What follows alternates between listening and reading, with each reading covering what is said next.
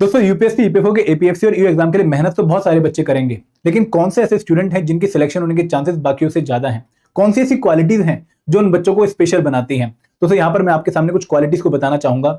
सबसे पहली और सबसे इंपॉर्टेंट क्वालिटी यह है कि उन बच्चों को क्लैरिटी होती है कि भाई क्यों वो किसी एग्जाम की तैयारी कर रहे हैं, कैसे उनको तैयारी करनी है और क्या उनको प्रिपेयर करना है। दोस्तों ये क्लैरिटी उनको एक क्लियर कट डायरेक्शन देती है और उनका फोकस पूरी प्रिपरेशन के दौरान डाइवर्ट नहीं होने देती है। तो आप लोगों को भी क्लियरली पता होना चाहिए कि भाई क्यों आप इस एग्जाम को अपने लिए बहुत अच्छे से चूज करके बैठे हो, क्यों आपको इस एग्जाम को मिस नहीं करना चाहिए, कैसे आपकी स्ट्रेटेजी इस एग्जाम के लिए परफेक्ट होनी चाहिए और क्या क्या आपको कवर करना चाहिए इस एग्जाम में अपनी रिक्वायरमेंट के हिसाब से अच्छी परफॉर्मेंस लेकर आने के लिए। इसके साथ साथ आप लोगों को हर वक्त एक ऑनेस्ट सेल्फ इवैल्यूएशन होनी चाहिए कि भाई मैं इस टाइम पर यहां पर स्टैंड करता हूं और इस लेवल तक पहुंचने के लिए मुझे इतना और करना है। अगर आप लोगों को अपना गैप क्लियरली पता होगा और अपना करंट लेवल क्लियरली पता होगा तो आप अपनी मेहनत को सही डायरेक्शन में चैनलाइज कर पाएंगे। इसके साथ साथ आप लोगों को एक और क्वालिटी डेवलप करनी कि भाई you must be having a planned preparation but flexible also.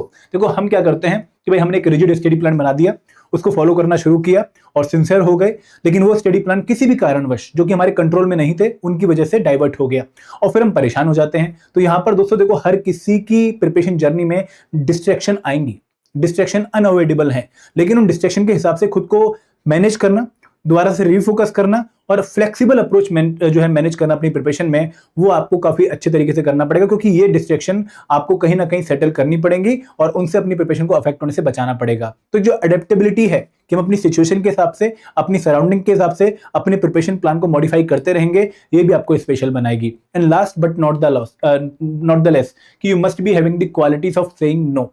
आप लोगों को क्लियरली उन चीजों को नो बोलना आना चाहिए जो आपकी प्रिपरेशन को अफेक्ट कर सकती हैं या फिर आपको आपके पथ से डाइवर्ट कर सकती हैं। तो यहां पर आप लोगों को एक चारों क्वालिटी डेवलप करनी है अगर आप एपीएफसी और यू एग्जाम में अपनी सिलेक्शन को इंश्योर करना चाहते हैं। Thank you very much.